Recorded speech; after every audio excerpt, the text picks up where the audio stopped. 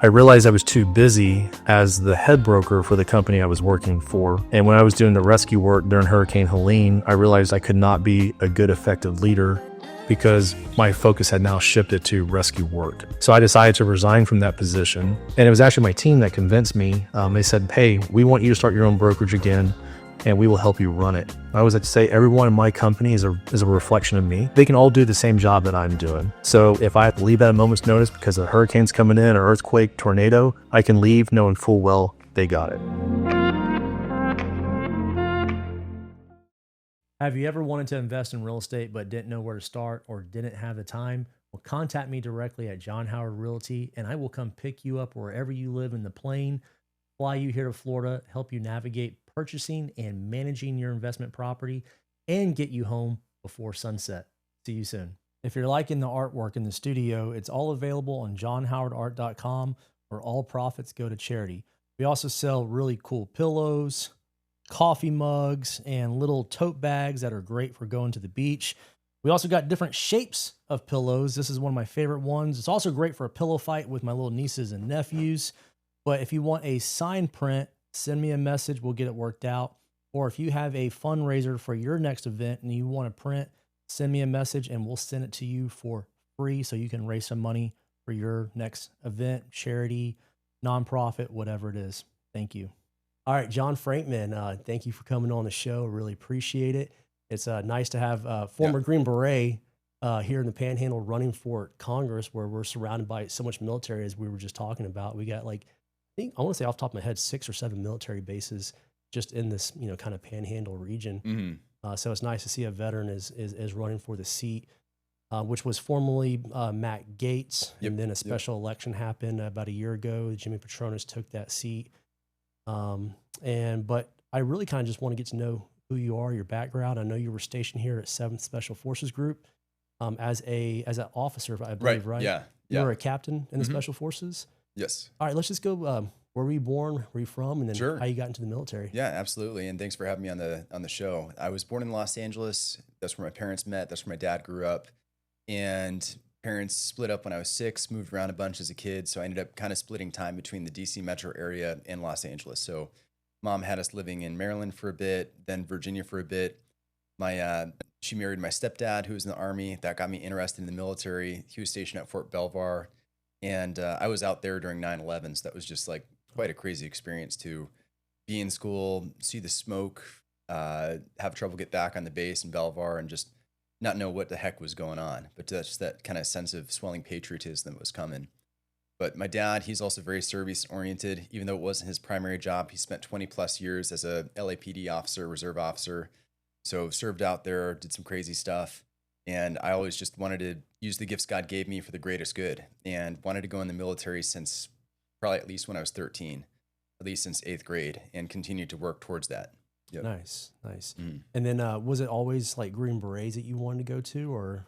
I think I was just thinking combat arms generally. I mean, I think a bunch of us, because you didn't have the internet back then, had like the Navy SEAL workout or something. So you're trying to like get your push-ups up, your pull-ups up, work on that, just whatever as a kid.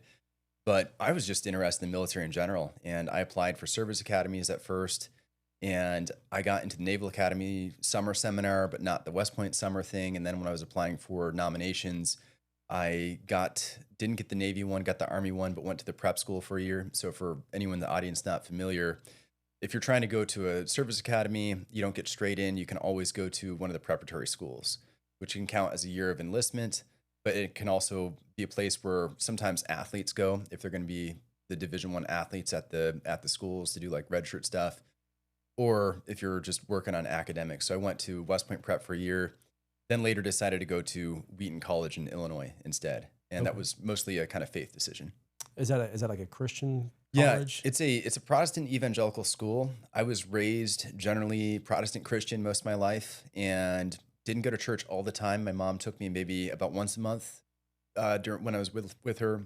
With my dad, he was pretty consistent about getting us there weekly, a bit more faithful, zealous in his kind of faith practice. And it's kind of funny. He's actually a Protestant pastor now out in Montana, but I converted to Catholicism and after college went to Catholic seminary. So we both started seminary at the same time, just, not different teams, but slightly different.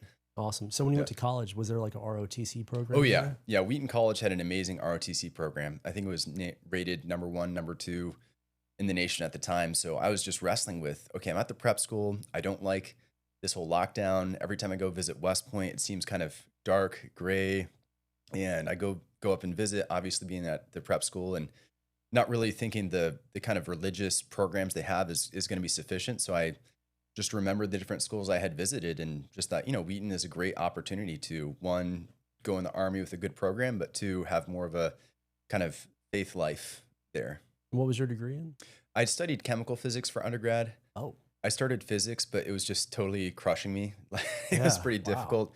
And I tried, looked into philosophy, looked into poli-sci, but what the administrator or the academic advisor recommended is like chemical physics, which sounds a lot more complex, but it's basically a physics degree with 10 less credits of physics, 2 less of math, and 12 more of chem. So you kind of get to like the junior level of both. And then after that, commissioned in the Army and went straight to Catholic seminary to study to be a Catholic priest. Oh, in the Army? You did that? Yeah. So the way it works is if you commission, you can go on what's called an educational delay. Okay. And it's like if you want to be a lawyer or a doctor or a chaplain, all of those require higher level education. And since I thought God was calling me to the priesthood, or at least there was that possibility, I was able to go through all of ROTC, go through leadership development assessment course, all that jazz, and try and put in the paperwork to, hey, I want to go and be a chaplain. That required me to apply to seminary, to apply with the Archdiocese Military Services. And the understanding was after the 6 years of seminary formation, which is how much time it takes to be a priest, or at least did then, I would then go into the Army on active duty. Okay. As a chaplain? As a chaplain. As a chaplain. Yeah, as a Catholic chaplain, yeah. No, that's really cool to know about your background and with your faith, because faith is really important to me. It's important to a lot of my friends and everything. Yeah. I think it's what helps keep that moral compass, on going north. Yeah. I think that's why I know it's the problem with our country right now is we just don't have God in it. Well, I mean, and that's, we were talking about what are we going to do for kind of a logo, kind of a motto. And as you can see on the shirt, it says fighter for faith and freedom. Like it. Now, last time I ran in the special election, there was almost like no time to think of anything. Matt just dropped out of like out of nowhere. Yeah. So I had like Green Beret, fighter, patriot, which I thought was solid. But, what do we need right now as a country? I mean, faith and freedom, like we have to have just both sides. You have to bring in the spiritual aspect of it and the political aspect of it, the temporal. And even Jesus Christ talks about it. He talks about the two swords, the two powers we have to wield. We're not going to survive as a country and let alone thrive at all if we don't have God.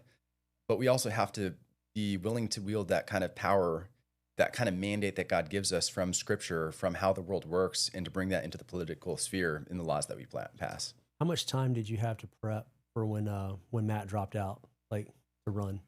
So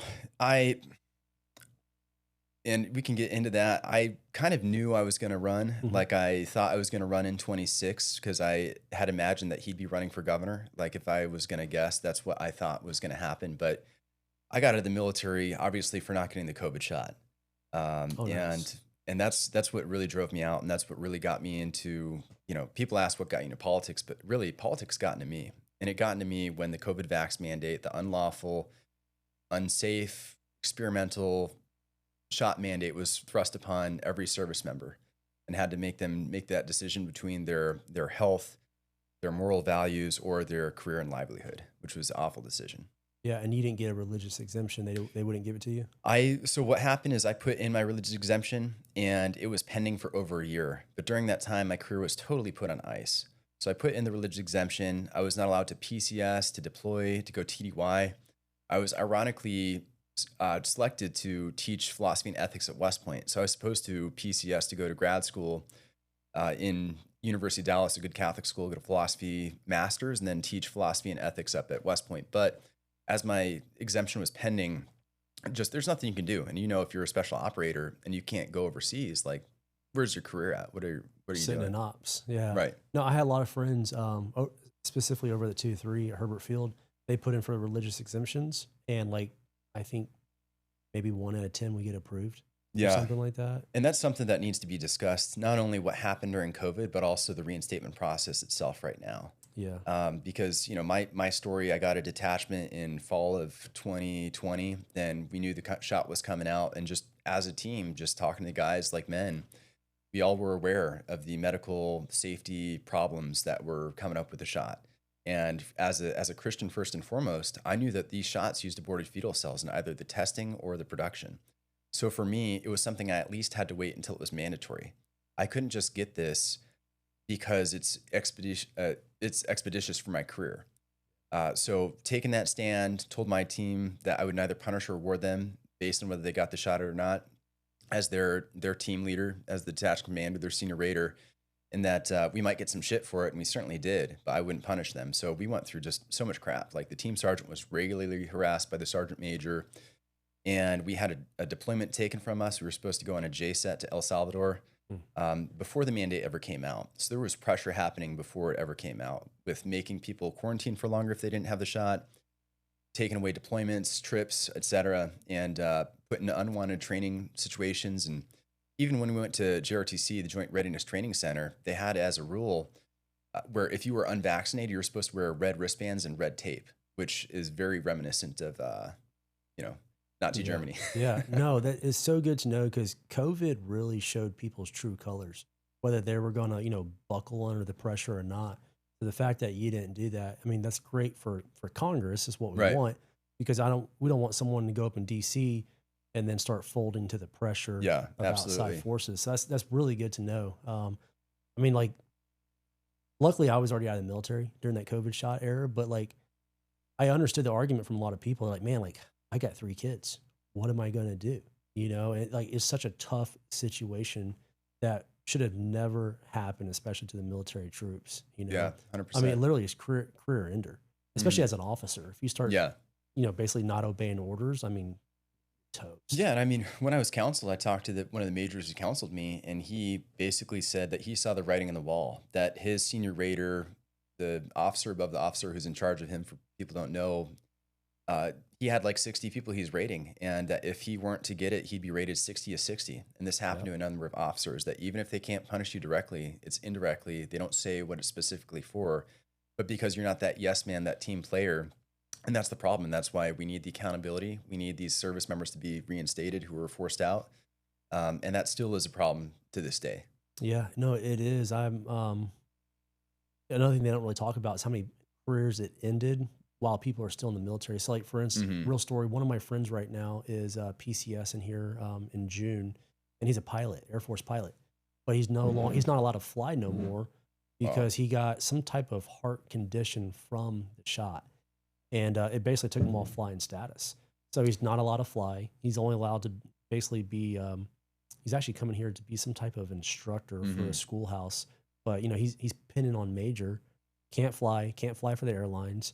And it's just a career ender. And I probably know, I'm going to say 5 or 6 Air Force pilots where they got taken off flight status because of what it did to their heart. And they were in their 30s when it happened. No, We are back in the vacation rental business after selling our company 4 years ago. We have rentals available for you in Destin, 38, and soon again Naples. And when you come stay with us, you'll get some cool little gift bags. Rizzy has just killed this design. Of course, we got the birds on it, little hats. And go to our website, howardvacations.com. Use the code Birdman10 and you'll save 10% on your next vacation.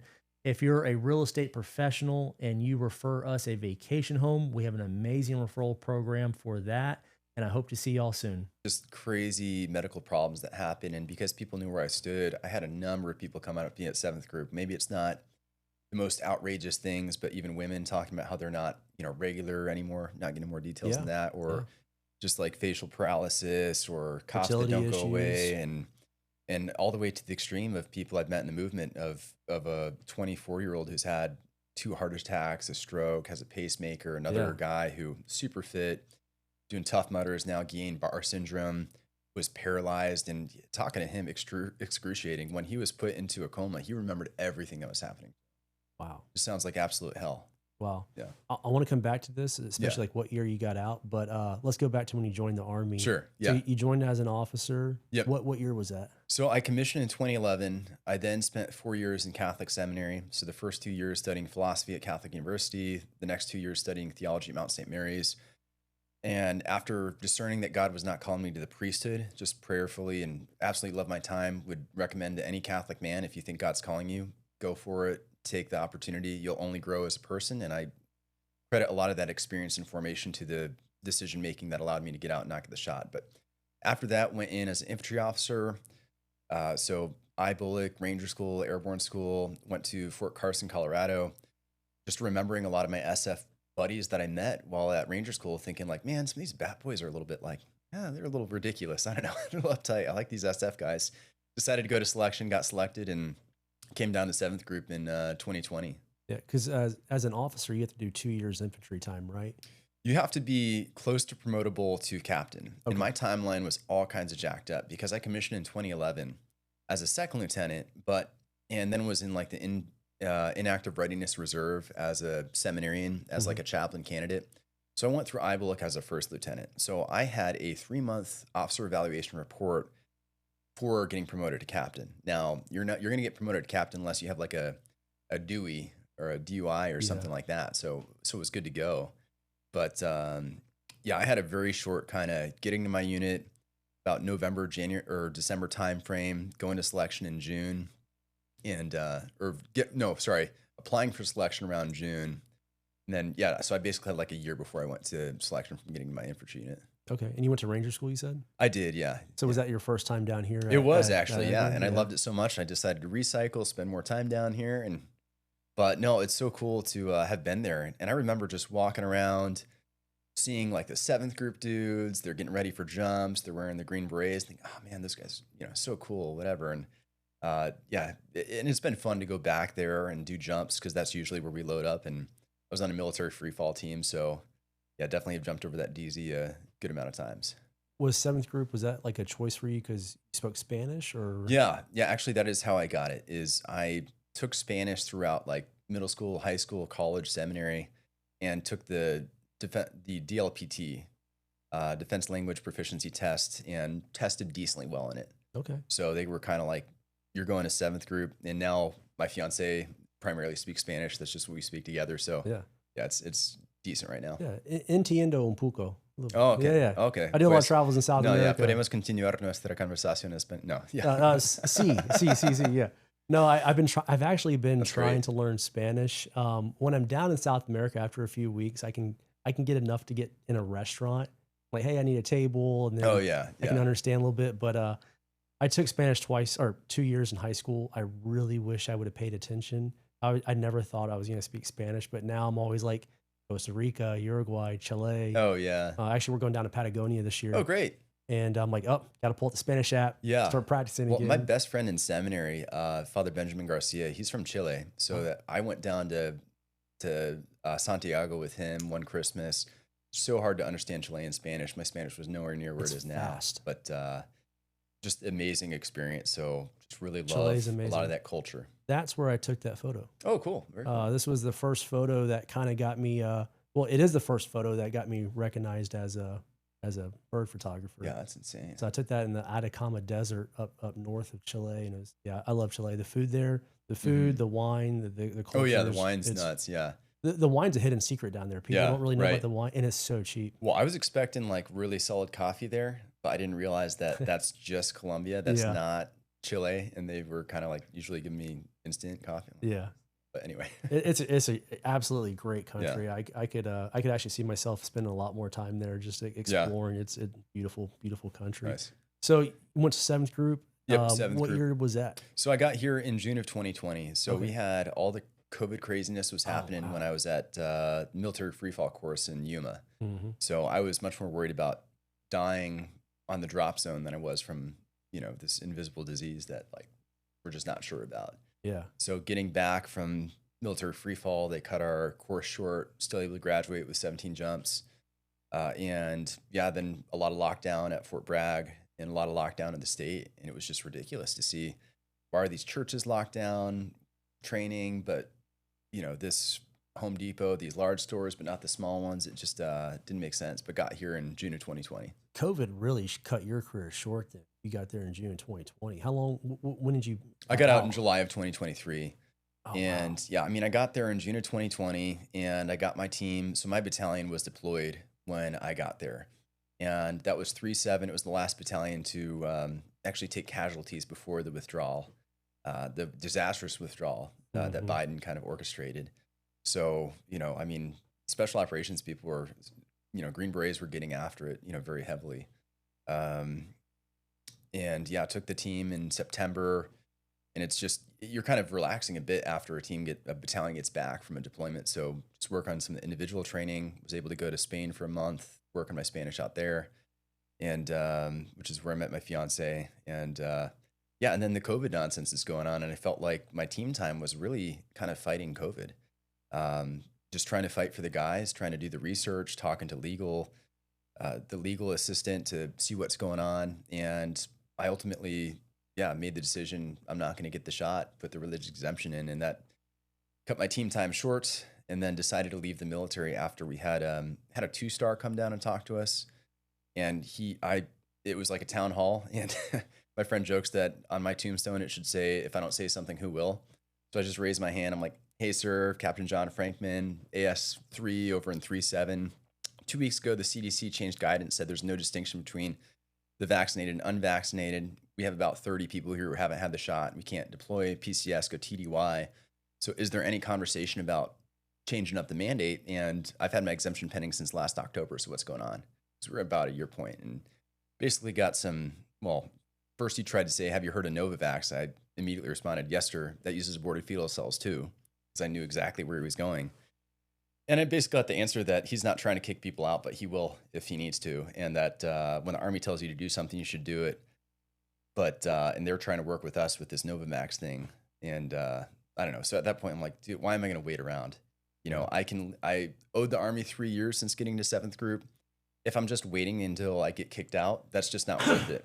And if I risk getting an honorable discharge, because most people were kicked out, got general discharges, that's just not worth it. So ultimately left the military in July 2023 and started speaking out against the COVID thing. That's what really got me on the scene. Got it. Okay, so they didn't kick you out. They didn't force you out. Yeah, that's good. I say forced out because when I lost out on deployments, team time, and my career is irreparably harmed, like, sure, could I have stayed in after? Absolutely. No, they derailed a career. Yeah, 100%. for sure. They completely derailed it. No, because I had a lot of friends, even friends that worked for like Eglin Air Force Base as civilian federal workers. Yeah.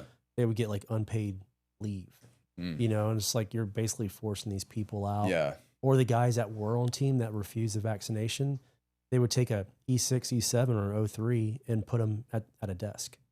And they're like, well, you can't be around the team because you're not vaccinated. Yeah. So, that right there automatically kills your career. You're never going to get promoted. You're not going to be able to run a team effectively, or, now you're getting behind on all your jump training, dive training, whatever. Actually, what kind of team was yours at 7th? I was in a military free fall team. Free fall team? Nice. Yeah. So it was a good time. Yeah. So we went to Arizona and, had a military free fall TRACON, which was a good time. Went out to Eloy, definitely, nerve wracking a little bit. You're jumping in, getting 25 or so jumps in 2 weeks, and but it was a good time. Yeah, no, that's there was a lot of pressure too, because that's when my company commander, or the guidance changed, where First Special Forces Command required you to have the shot to deploy. So I'm like basically told, hey, we're going to take your team's trip away unless you get the shot. So it's like, oh, really? Yeah, you're just like doing nighttime jumps with like oxygen equipment. And then I bring up that, hey, most of my guys have natural immunity. We've gone to LabCorp to get tested. We've all tested positive at some point. Would you be willing to accept the risk? And it's like, no, we're not willing to accept that risk. It's like, but you're willing to accept the risk of us doing all these nighttime jumps. Like, what's the deal? So, yeah.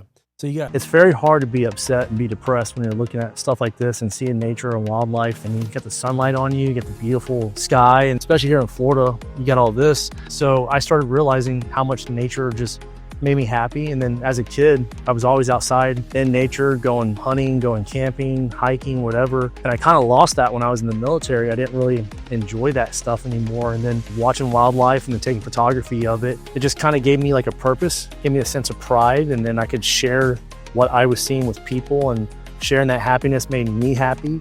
And then that was kind of how I started donating it to charity and raising money for good to help people as much as I could. That's why I always say nature is where I refound myself and healed myself. Obviously, very strong motivations to run for Congress. You see what a lot of people have seen. Like we have to get into politics. We don't want to be in politics. We want to go do the team stuff. We want to go serve and use our bodies as basically labor to protect and serve others. But without strong politicians, that's never going to happen. Yeah, because I went up to the Hill to advocate for service members. It wasn't just, I'm getting out, I'm going to run for Congress. It's, I'm getting out, I'm going to write about my experience. Okay, I'm getting some traction. I'm getting on interviews. I'm writing more op-eds. Let me go to the Hill and talk to these congressmen. Let me talk to their staffs. But just to see nothing getting done. Like, as I was up there and just saw nothing getting done, these people who really make whatever promises and just do what they need to do to get reelected. And it's like, I don't want to be that. I love this country. We have a number of existential crises we're facing right now. And sometimes it's like, if, you know, who's going to do the job better than you? So just felt the need to get in the fight. So I'm assuming you'd be a strong military advocate for the Panhandle. That is my number one priority. So the kind of 4 priorities that I sort of list out, and they're definitely not mutually exclusive to anything else, is military and veterans, taking care of them. And that's something where I feel as though Jimmy Patronis has done one of the worst jobs. He might have all the signs that say get help for VA over in Pensacola, but I've heard from a number of people who've tried to reach out to his office who haven't had help. And it's a former Gates staffer who is helping me in my campaign who's been able to give them the VA rating that they deserve, more so than his office does. And there's people posting about it on social media too. If, you know, so don't take my word for it, see what they have to say. Yeah. And I would say this area, we kind of mentioned it earlier, but I'd say probably at least half the population is a veteran, if not more. Mm-hmm. I mean, because we got Naval Air Station, we got Herbert Field, Eglin, we got Duke Field, we got 7th Group, we got Ranger Camp, EOD School, Tyndall Air Force Base. Yep. I mean, I think there's even a Marine division in Pensacola too. Yeah, Tyndall doesn't go straight into this district. We cut off at like 331. Oh, does it? Okay. Panama City, which is where Patronis is from, which is not in this district, is where Tyndall is. But yeah, we definitely have NAS Pensacola, Whiting Field, Eglin, and everything attached to it. So is it 331 all the way over to Perito Key? It's basically we have Freeport and they have Defuniak Springs. Got it. So everything kind of east of that is 2nd Congressional District. Everything west of that is the 1st. I didn't realize Defuniak wasn't part of our district. Yeah, it's right on the cutoff. And they're also doing redistricting, so we're going to see how that might affect the line too. Got it. But you go all the way over the border to Alabama? Yeah, it goes all the way northwest. So it's just that kind of whole, you know, Pensacola out to Freeport kind of thing. Very strong military. Yeah. It's the most veteran dense district in the country. And that's where it just kills me that, you know, you don't need to be a veteran to be in the district necessarily, right? Like, I think Matt Gaetz did a good job where he had multiple veterans working in his district office. He had a friend of mine, Austin, who was working as one of the military liaisons within the district. He had a great guy as a military assistant up in DC, Derek. He had other friends of mine who I met through the office. He understood that even though he's not a veteran, he has to take care of them. And he fought like hell. He was one of the biggest fighters for us against the COVID vax mandate. But when Patronis came in, I don't think he's had a veteran on his staff this whole time. Like, I've tried to look it up on Legistorm. I've met multiple staffers. I really just don't know. I think that they might have just hired one a week or 2 ago. Probably only because I'm primarying him right now, and he understands just how weak he is on veterans and military, just not understanding it. I mean, we have units leaving this area, going to Arizona. That's not something you write a strongly worded letter for. That's something you get involved in the National Defense Authorization Act to fight for there. Even if you're not on the House Armed Service Committee, you just need to be involved in that. You need to prioritize it, period. Yeah. And you as a congressman in this district, would you set up like a veteran advocate, like a specific person where people could just walk into the office on a daily basis? Yeah. And I mean, like I said, I have that one friend who's been doing more claims than Patronis' office has, even though he's not getting paid for it, and can't say who I'm specifically going to hire. But, you know, one of my first hires will be a veteran in the district to help with veterans issues. Kind of the way I dream of it is having, because we have so many bases, maybe having 2 veterans here, so that one can liaison with the 2 bases to the east, the other with the bases to the west, that they can help with veteran issues, that you can have I'd have more town halls for sure, so I could be more accessible, not just a telephone town hall, whatever, but even like congressional days, open house days. And you live in Destin, so it's easy to do this. Right. Yeah. I mean, but you can have the staff go out. Hey, we're going to hold this in Pensacola this month. We'll be in Santa Rosa County next month. We'll be in Walton County, et cetera. But yeah, to have a staff that's accessible, that understands the situation, that can navigate those different agencies, that's one of the things you're supposed to do. You're supposed to represent the people of this area, their particular needs, so that you can bring just whatever value the federal government has to bear for the people. Yeah. And what is the plan? Like, what does the John Frankman first year look like? Yeah. I mean, for veterans, trying to get a veterans hospital here, a VA hospital. And to put that in perspective, Biloxi's the closest VA hospital here, and they only serve about 20,000 veterans. We have 2 clinics within this district, one in Pensacola, the other in kind of Niceville by Eglin, and they serve about 30,000 each. So we have a much larger, more veteran-dense population here. Almost 100,000 veterans live within this district alone.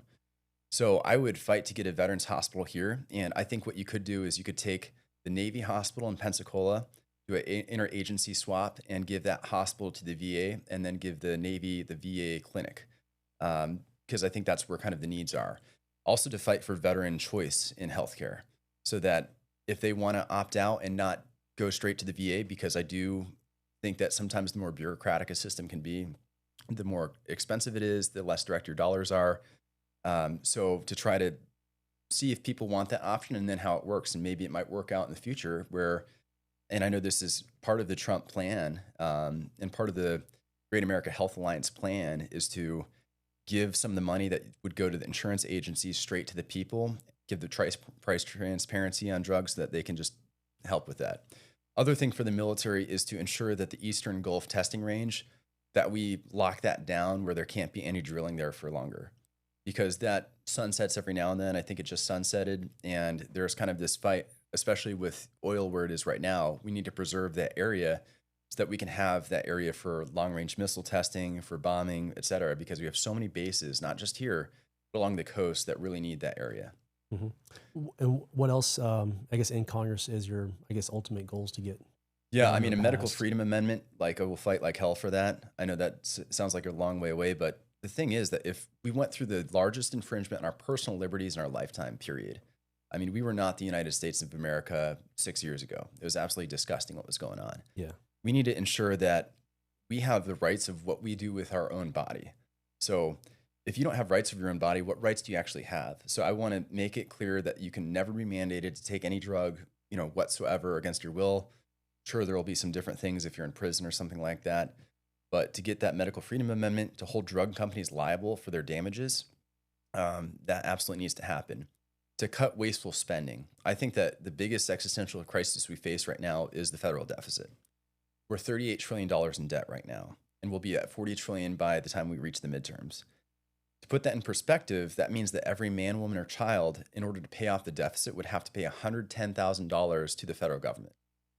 And if you want to make it even scarier, every taxpayer, because most people don't pay taxes, would have to pay $350,000. That's totally unsustainable. And the reason we have this affordability crisis is because we've pumped trillions and trillions of dollars into, into the environment, into just our economy. And when you have $10 and 10 apples, each apple's worth $1. But when you have $20 and 10 apples, they're worth $2. And that's how inflation works. And that could totally collapse the system if inflation and everything just gets out of control. And if we continue to spend way more on paying off the interest on the debt than actually services that help the American people. Yeah. So you as a special forces, you're obviously not afraid to go fight. Like, you're not a coward. But we're very calculated. Like, the boys want to go fight. Yes. If it's for the right reason. Right. But we also know the consequences, because you and I both have buried our brothers. And, if we're going to be burying our brothers, it has to be for a reason that we believe in. And usually that reason is, actually defending either one of our allies because they're actually being attacked, or, our own personal freedoms, or these people are just really evil people. Iran going on right now, the war. Yeah. What's your stance on that? Like, what do you think about that, basically? Yeah, I wasn't sure why we struck Iran the second time. No, I thought in June that once we had those strikes on the nuclear facilities, that we had wiped out their nuclear capabilities. That's at least what we were briefed in June after those strikes happened. And I thought, okay, that's a restraint, a use of restraint where we can use our power, where we can weaken our adversary, and we can kind of move on. When we were starting to move a lot of ships up to Iran, I wasn't sure what imminent threat they posed, because I didn't think unless there was an imminent threat should we have struck and attacked Iran. And with Joe Kent resigning, that made me think like, okay, I don't think there was that imminent threat. So I hope that this goes well and I pray it goes well, but we both have seen that often it doesn't, especially when you have the regime change happening. So out of fear of what took place in Afghanistan, took place in Iraq, and I do think that President Trump is a much better president than anyone who was, the best in our lifetime for sure. And he doesn't want to get us into a war like that, but sometimes that can be a difficult thing to calculate. And there can be so many second and third order effects that you cannot calculate whatsoever, that sometimes just staying at bay or responding, I don't know, with appropriate forces is the better option. So, Project Linear, owned by my friend who's a Navy veteran. He makes awesome workout apparel. I know what you're thinking. You're like, you're advertising shorts, really? I'm telling you, I wouldn't do it if I didn't believe in it. These are the best shorts I've ever owned. I've taken them hiking on volcanoes in Costa Rica, down to the hills of Uruguay, and over to Japan. I'll tell you why I like them. My previous shorts, whenever I go hiking, my keys, my cell phone would always slip out the bottom of my shorts. These hold everything in place, and they also have zippered pockets, so I know I'm not going to lose anything. The waistband's very comfortable. The mesh liner is super breathable and comfortable. On your next checkout, use the code THICK30ABROKER. That's with 2 C's to save a discount. I forgot how much the discount is, but you'll save a little bit. Go check them out. Project Linear. I listened to Joe Kent's podcast with Tucker Carlson. yeah. I think he said it right. And it was great to see Joe. He never Right. attacked Trump, never said anything negative. Actually said very positive things about him. But he said that the people that are basically giving him the intel that are in his immediate circle, he doesn't think it's the right advice. And basically he's going off of that advice to go attack Iran. But like I was saying, I haven't seen it myself. Any military, especially on the special operations side, influencer, people on social media, not one person is in favor of doing this, because we know it's going to happen. It's going to be another Iraq, Afghanistan, but even on a larger scale because it's Iran. So it's just like, I think if we actually had a real game plan, like, hey, this is what we're going to do, here's our exit strategy, because the Afghanistan withdrawal pissed us off. Oh, it was ridiculous. It was made us infuriating. mad. Yeah. Absolutely infuriating. Yeah. And it's like all those dudes that we buried for the last 20 years, it's like, this is what we buried dudes for? Yeah. Yeah. I mean, to have lives wasted, and we both know that more lives have been lost to suicide than actually out there, from just so much of the trauma that they experienced and bring home. Not wanting that for the guys now. I just met up with one of my friends last month in San Diego. He's actually he's a Kurd, and like born and raised, and he actually came over. He was with the Marine Raiders. Yeah, he was their interpreter, and then they actually brought him back to America. Then he joined the Marine Corps. Did his 4 years, got out. He just recently got out, I think in I want to say 2022. But he is still actively working with these organizations to pull our allies out of Iraq and Afghanistan. And I was like, oh, I didn't realize that was even still going on. He's like, dude, we're still pulling out interpreters, people that are being hunted by the Taliban, stuff like that. And I was just like, I feel like that's the kind of stuff we need to clean up the previous mess before we start looking to cause new messes. absolutely. So as a Congress member, I guess, how much power do you really have to? Well, it doesn't seem like there's that much, right? Because there wasn't any declaration of war or anything. But like, for instance, they're going to have a spending package that they're going to vote on, right? They're asking for $200 billion more to go to in support of the war. And I think the war maybe costs like $1 billion a day. So were you thinking we're going to be there for 200 days? Like, I don't know. So you can, through that kind of power, you can vote yes or no on what you're going to spend with regards to that. You can certainly make your voice heard. That's another thing and that's something where I really want to bring all of the faith formation that I had, my whole Christian background, the spirituality, the discernment, along with the Green Beret experience and knowledge, to be able to use that platform for the good, to kind of continue to shape and change the culture. Because, yeah, you're one of 400 something congressmen who are voting, and you need to build coalitions. You need to move the populace in a certain direction. So even when you think you can't do something, you try to create the environment, you try to influence. I mean, Special Forces, Green Berets, we work with unconventional warfare, which is activities taken to coerce, disrupt, or overthrow a different government, illegitimate government body. And we're using information operations, psychological operations to get there. So there certainly is a power in moving those people who are kind of in the middle, a little bit closer to you, moving those who absolutely oppose you to kind of just be tolerant of you. And that's something that I think needs to happen with the messaging that goes on from members of Congress.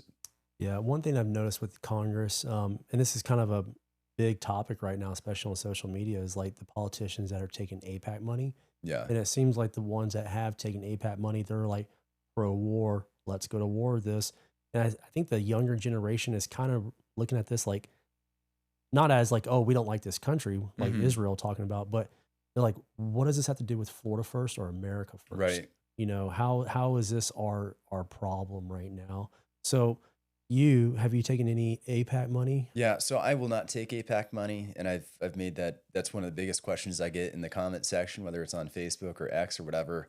But I'm not going to take APAC money, and it's nothing against Israel. What it is it's America first. And if you're expected to make decisions on behalf of your constituents, the people that you represent, and you're supposed to make decisions based on America first principles and what's best for our country, you can't necessarily do that if you're being influenced by a large amount of money that's telling you to do something on behalf of another country, when it's another foreign country's interests that are coming to play.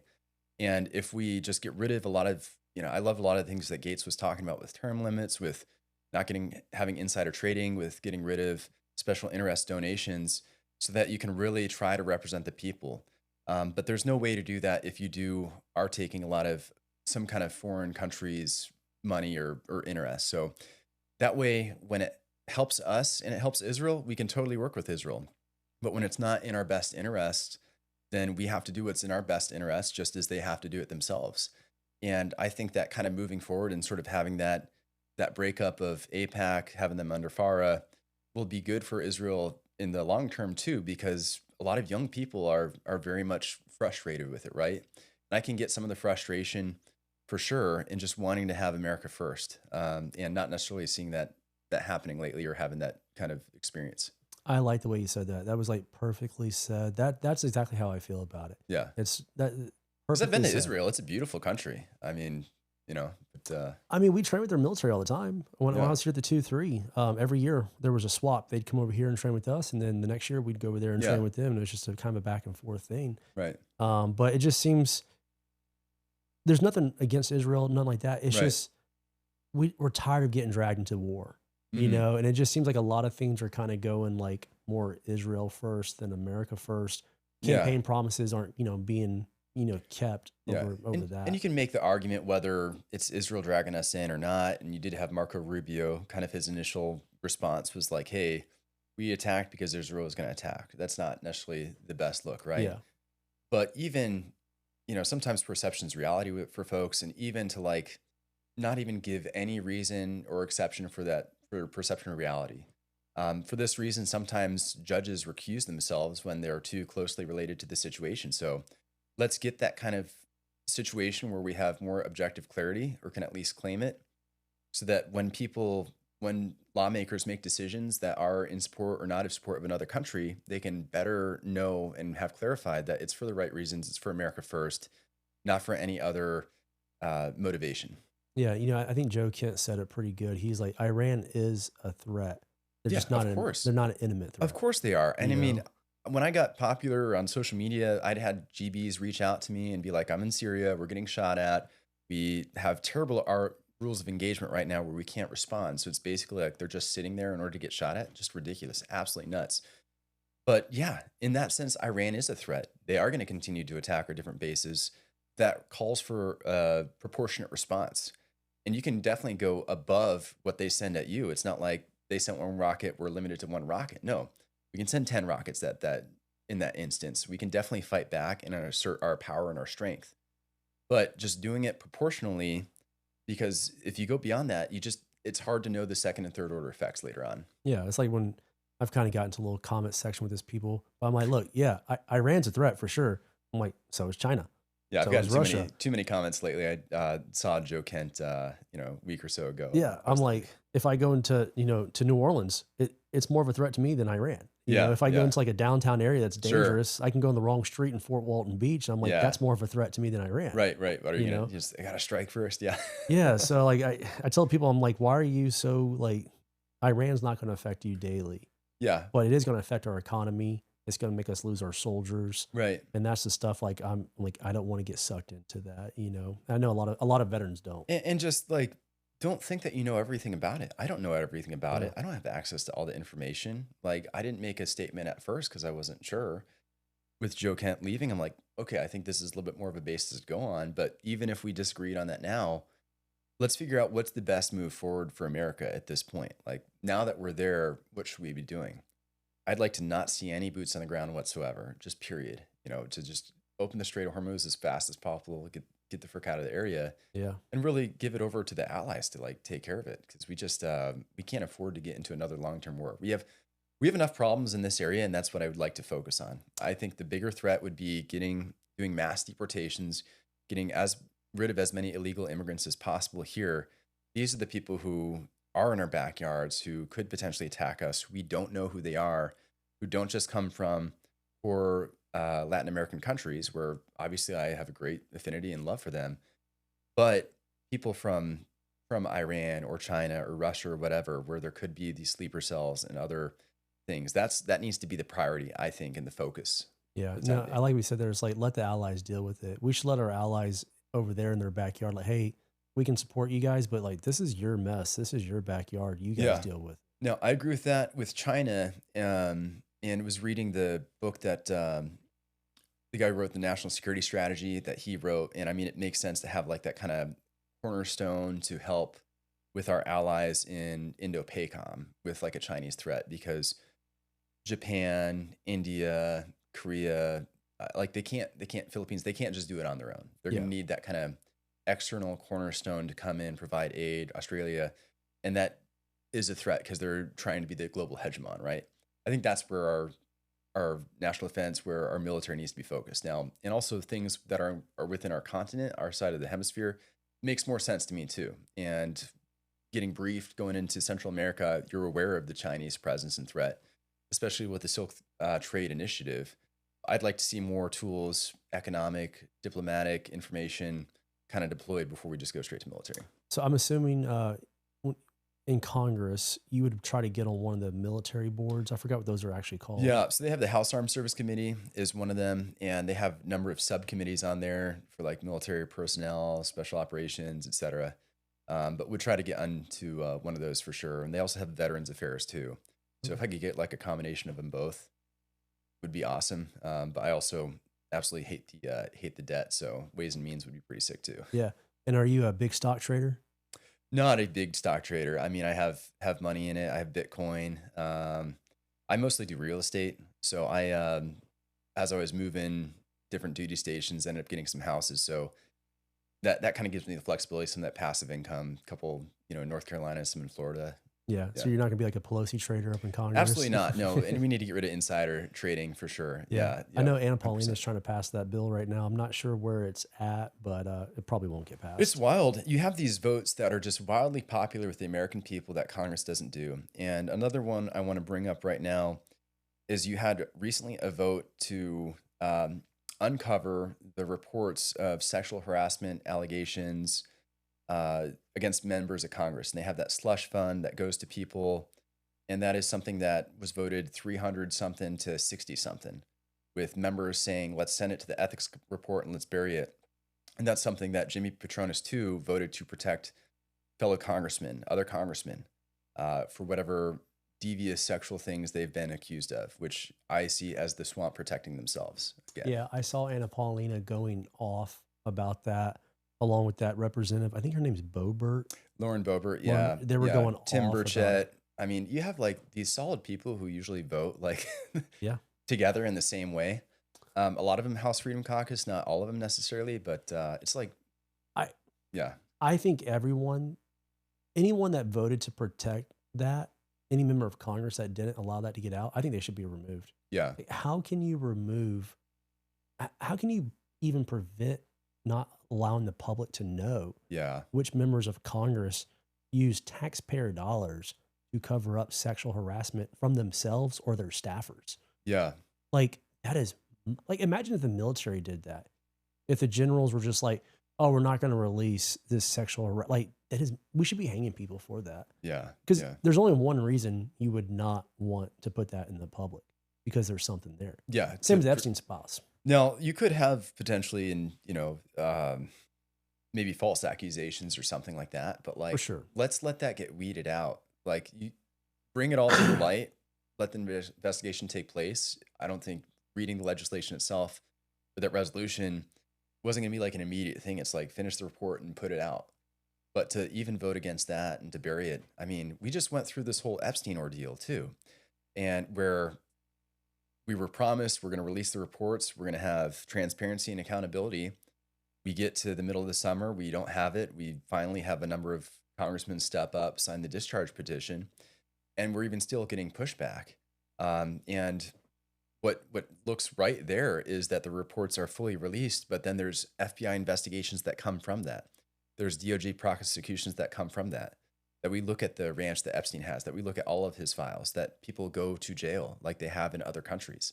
I don't care whether you're a Republican or a Democrat. If you harm children, you absolutely must go to jail. Period. I think we should do exactly what Jesus said: throw the millstone around them, Yes. and throw them in the ocean. You know, Yeah. Those who cause harm to these little ones. Yeah. Yeah. There's no rehabilitating someone that harms children. I don't even want to. Like, why would I want to waste time trying to like rehabilitate this? And no, just take a rope, throw them around the tree, set the precedence, like set the example of what's going to happen if you mutilate, rape, sexually harm these. Like, no, we don't need that in our society. Let's set the precedence too of not having a two-tier justice system. The only reason that these people get away with it is because they have money and they have power and they have connections, and the connections with politicians is what has kept it from being released right away. And we're sick and tired of it. We're supposed to be a country that's of, for, by the people. And it's just run by elites and special interest groups right now. I was more shocked when how many members of Congress voted to not release the Epstein files. I was shocked by that. I thought they would all want to come out and release it. I think it was that Thomas Massey and that Rohan, I want to say, the guy from California. Yeah, Thomas Massey and Rohan. Well, Massey started the discharge petition because the House Speaker can say what goes to the floor and what doesn't. So Massey kind of was like, we're going for this. We're going to make this happen. Every Democrat voted for making the vote happen. And then he got 3 Republican women with him. So every other Republican didn't vote for the discharge petition because they were being advised not to. And there's some of them that the guys that I greatly respect, I don't think that they're all just, I don't know why you wouldn't just sign it. Like, if I were in Congress, I would have signed that, just period. I might even try to get some discharge petitions going myself if I see that leadership's just screwing with me on things that are wildly popular with the American people. And see, this is Plainview Beef Company, owned by my veteran friends over in Kansas. I met them during Hurricane Helene through their nonprofit called Cal Team 6, where they fly out beef to natural disaster zones. They make these super tasty meat sticks that I take everywhere with me on the go. On your next checkout, use the code Birdman. I'm telling you, you'll love it. The flavor is there, the protein's there, great for the carnivore diet. Go use the link below and use code Birdman. Well, I think it's important with your background because you didn't cave under the pressure of the COVID shot. And I know there's a lot of political pressure with members of Congress like, hey, we don't want this for whatever reason, the Epstein files to get out. And that's where it's like, it's nice to know, like, you've already been tested. Yeah, but that's why they won't want me to. I had a buddy who was up in DC, he was talking to another lawmaker, and he was asking about me and like, oh, I don't know who this Petronas guy is, but that Matt Gaetz, he was a problem for us. We don't want a problem. So that's the thing, man, fighting the establishment doesn't want you in. Yeah, they really don't. Let's move on to some questions I got from the audience. Okay, all right, sounds fun. I'm going to give you the hardest one first. And I actually had 2 people ask this. They're veterans, so I think you're going to like it. They want to know, can you bench 225? Yeah, of course. 225? For reps? Yeah, for reps. Perfect. Yeah. You can't bench 225. You can't be a congressman in this district. Okay, yeah. I actually have liked putting up CrossFit videos. and saying like, does your congressman even lift, bro? And it's just another one of those, like, let's draw that distinction. What kind of fighter and leader do you want? Like, I don't know. But anyway. I agree. I think, if you're going to be a congressman or some type of, political figure, you need to be a good example, Yeah. not only for our own age, but for the younger generation, even the older generation. I think physical fitness is, I'm not expecting you to be 6-pack shredded up, but it's Sure. like you should be able to go run down the street without having a heart attack. Yeah. Absolutely. And do some push-ups. And if you're trying to fight an IM for Make America Healthy Again policies, like, and you're fat, like, what kind of message, like, are you going to go to a physical trainer that's like grossly overweight or something like that? Yeah. Come on. It does show a little bit of a, discipline issue there as well. Yeah. All right. So let's get to this question. Actually, the first part of the question was, do you support the war in Iran? Which we already talked about that. Yeah. This Thomas Massey has a draft of his Prime Act bill, which small producers are very excited about. Small producers, I'm assuming this is talking about cattle farming because he's a cattle farmer, but Congress seems to always side with what benefits the big four corporations, big four being the big four cattle, and it'll likely never have a chance. What would you do to increase regional meat processing capacity so producers aren't dependent on a handful of large processors? Yeah. I mean, the difficulty, and this isn't just with big food, this is with big everything, whether it's big tech, big food, big pharma, et cetera.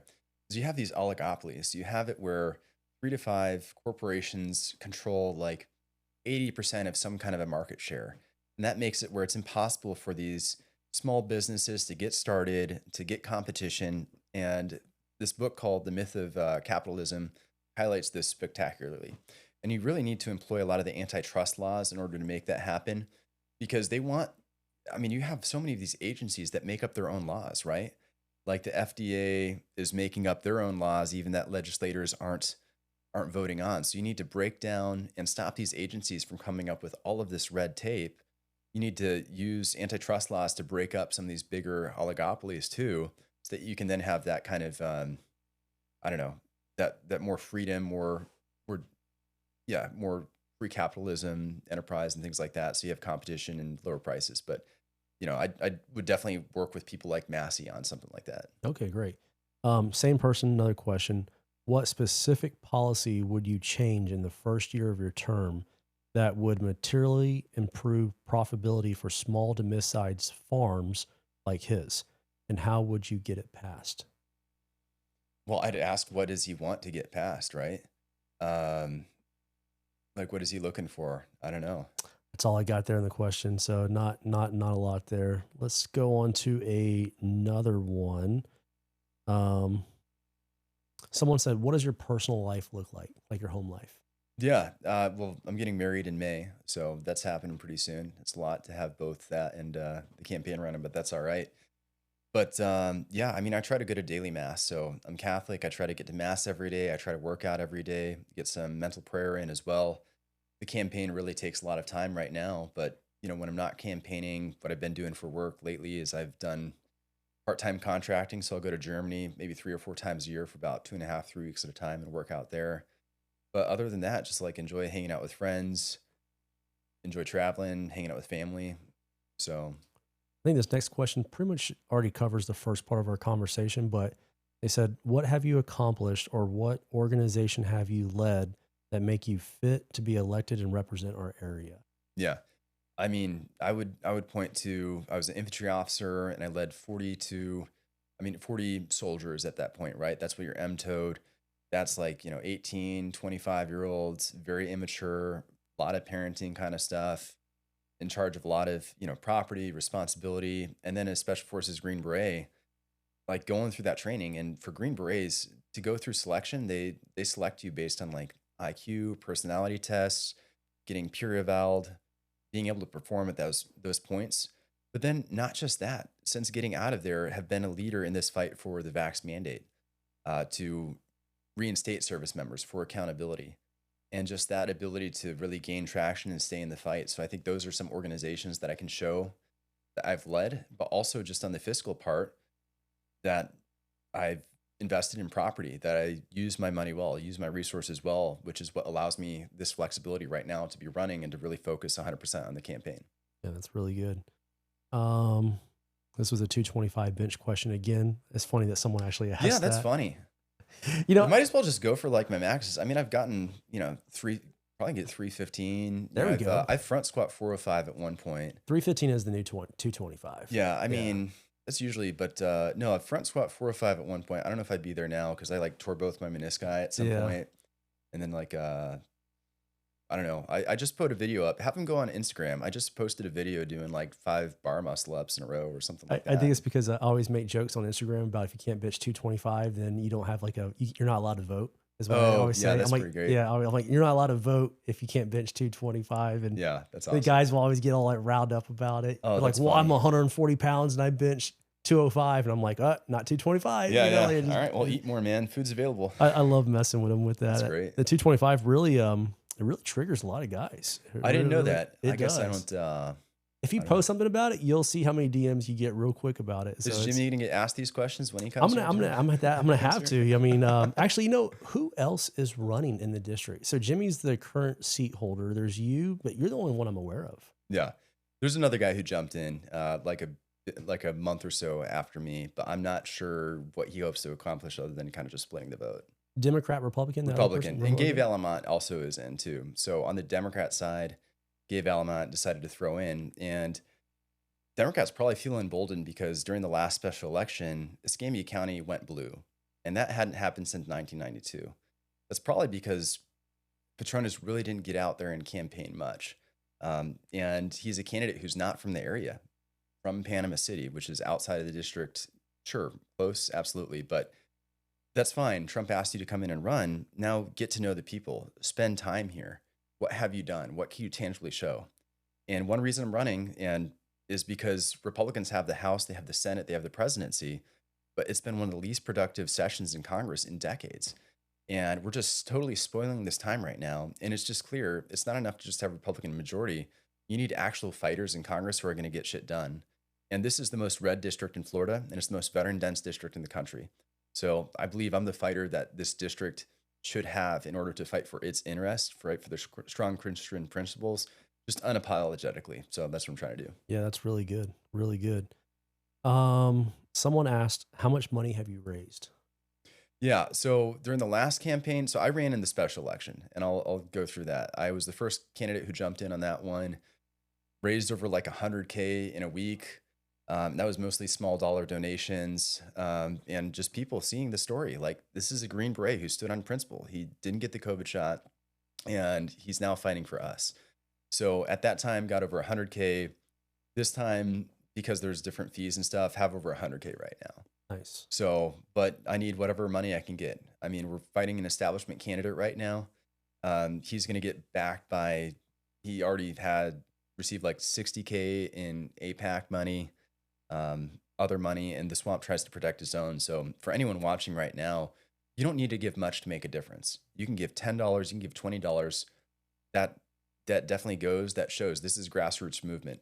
And I had over 100 folks at my launch party. People can see that picture online on my social media. But if I get a lot of volunteers, and there's different combat multipliers that you can do. Like in the military, sure, you have a squad of 9, but you have a machine gun, that's a combat multiplier right there. You have a mortar, that's a combat multiplier right there.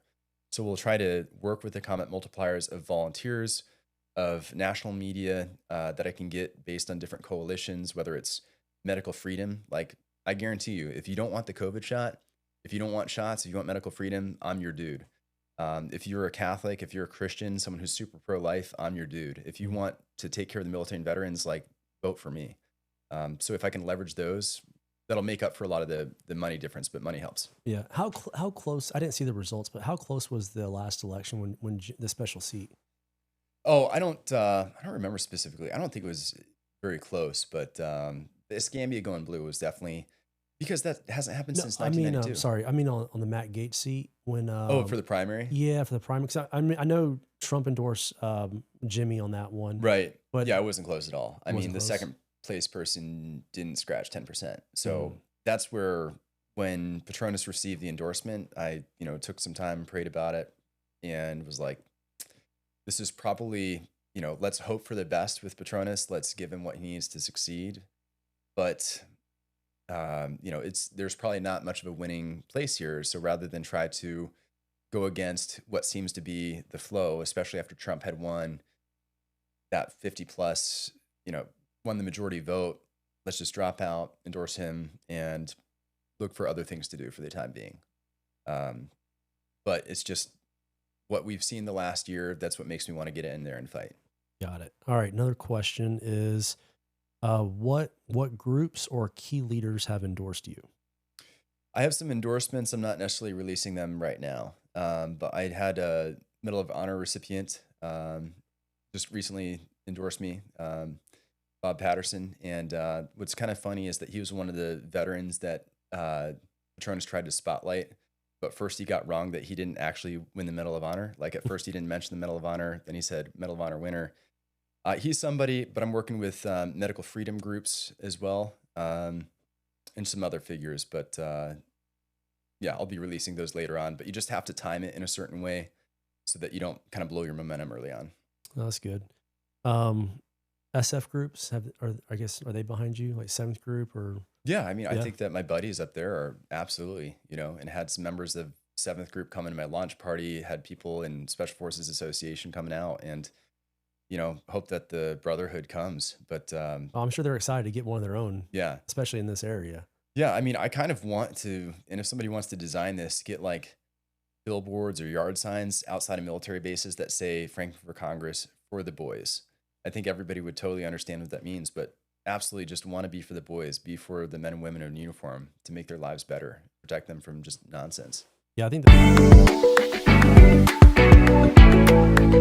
I usually just like take video clips of the birds splashing in the water and ospreys flying around. So I bought my first camera and then I just started taking like pictures and I was like, you know what? I think I'll just print one of these like for my home office. That's when I started to get the idea. I was like, you know what? When I ask people to donate to the charities I work with, I'll just give them a print, like a way of thank you. This is my way of sharing my happiness in nature. I think everyone has some kind of trauma in their life, especially people coming out of the military. And it was kind of hard for me to find my happiness again. And I always tell people nature is actually where I healed myself. It'll make you happy. And it's just kind of cool to learn, observe how they are. Like these pelicans, they're very, very intelligent. Whatever bad day you're having, whatever depression, whatever anxiety, doesn't matter with these guys. They don't get out there, they're not going to live. Same thing with us. We just have to get over it, get past our trauma and move on. It's a hard thing to do, but it's doable. Is it one thing you have to be approachable? And I find that really difficult with a lot of like political figures. It's just hard to get in contact with them. And I get it. They get contacted all the time, but there still has to be someone there to filter like, hey, this is actually an issue. And it just seems like it's so hard to get that done. All right, let me see if I got any other messages. I was having people send me questions, yeah. So I'm just checking real quick on here. Do your thing. Let's see. I think that's it. I think that's all the questions I got from people. Yeah. But I know we're wrapping up here. Yeah, we're going just a little past an hour. You got another event to go to tonight out in Gulf Breeze. Yeah, going to a candidate meet and greet out in Gulf Breeze, and just staying super busy. Yeah. So what's the next week look like? Pretty busy in the campaign trail? I am up until Monday. I'm gonna go out and visit my fiance in Spain coming up, so I'll be out there through Easter. Nice. But we'll certainly stay busy on the phone, hitting people up, driving social media while I'm out there. So I had Matt the welder on here just a couple days ago, and he brought up a point that I wasn't even really thinking about. You have to vote. At least for him, it was like August 18th to get into the primary. Is that kind of the same thing with you as well? So the most important race here, and this area is super red. I mean, Florida's 1st district is the most conservative within the state of Florida. So the most important race is the primary itself. And if you can win the primary, you more or less have guaranteed the general election, unless you're Jimmy Petronas, you lose Escambia County. So if people can come out on August 18th, can support me there, that would be the most important thing. That's where Republican involvement is just absolutely so crucial. And it's a close primary. So if someone were, for whatever reason, independent, which I totally understand, if you're just like, hey, I don't like both parties. I don't want to say I'm a member of either. If you switch your registration to Republican, your party affiliation to that, then you'd be able to vote for me on August 18th. Yeah, that was the thing that he was bringing up. I was not aware of that. I thought you could vote for whoever you wanted. You can in the general, but with and a closed primary system makes more sense, because if you had kind of Democrats voting in it, they could, water it down and all kinds of stuff. But, somebody pointed out to me, and I forgot where I saw it online, but sometimes Democrats seem way more liberal, way more crazy than Republicans do. But they also have greater primary voter participation than Republicans do. So what does that say? The primary is where you choose who is your fighter, who's the person that's going to represent the Republican Party in the upcoming race in the general election. So if you have a lower turnout, less interest, and you just go with generally the prescribed establishment person who is able to send out 5 to 10 mailers, doesn't really have to campaign, gets big endorsements, you're going to end up having the more Rhino-esque kind of people that are continuing on. But if you get fired up, if you get the base going out, if you're involved in the primary, that's where you can push the direction of the party in the way that you want to go. So if you are not happy with what's been happening the last couple of years, or you're generally happy, but you want some things different, you want more America First principles with mass deportations, fighting for our freedoms, making accountability great again, all that jazz, that's where you need to come out on August 18th and vote for me if you're in Florida's 1st District. So August 18th, go out and vote for you. That puts you in the primary, and then the state election is November. Yeah, general election is, I believe, November 3rd this year. November 3rd this year. But you can do August 18th, or you can do early voting or whatever. And I do recommend getting out and early voting if you can, until we make it one day. And website name, I'm guessing John Frankman. Website is frankmanforflorida.com. Frankmanforflorida.com, and you can go in there. You can see everything that you're laying out. It's also where people can donate and absolutely. Push the. And then I think just on Instagram, it's just John Frankman, right? Yeah, John Frankman FL on Instagram, on X as well. Yeah, Facebook. So yeah. Please, get involved, donate if you're able to, spread the word, comment, share, like other things like that. And if you want to volunteer, I mean, we have had about 100 people say they want to come out and volunteer, and that's the way you can make a difference. And you don't need to be super involved. You can say yes or no to whatever you want, but getting door knockers, people to put up signs, even if you're not a people person, you don't have to talk to anybody. But all kinds of roles for people to play if they want to help really, take their district back. Just have me represent them. It's not just me that would win, just for the whole group. Good stuff. I got a gift for you. Oh, wow. Nice. I like to give everybody a little gift. It's all my my bird photography stuff that I do. Nice.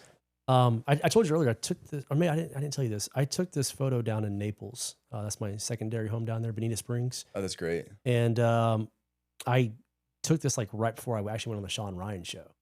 So I gave Sean Ryan the print over there, and this picture got super popular because of it. I think I actually sold, I think it was like $4,300 in t-shirt sales in a matter of like 3 days. Oh my goodness, that's just awesome. Just because it was on Sean Ryan. Yeah. But this is going to go great with the. I didn't even think about this when I planned this, but I got you a little coffee mug. Oh, awesome! Thank you so much. And I only had one. I think you're probably a large t-shirt, maybe XL. Large, you're a big dude.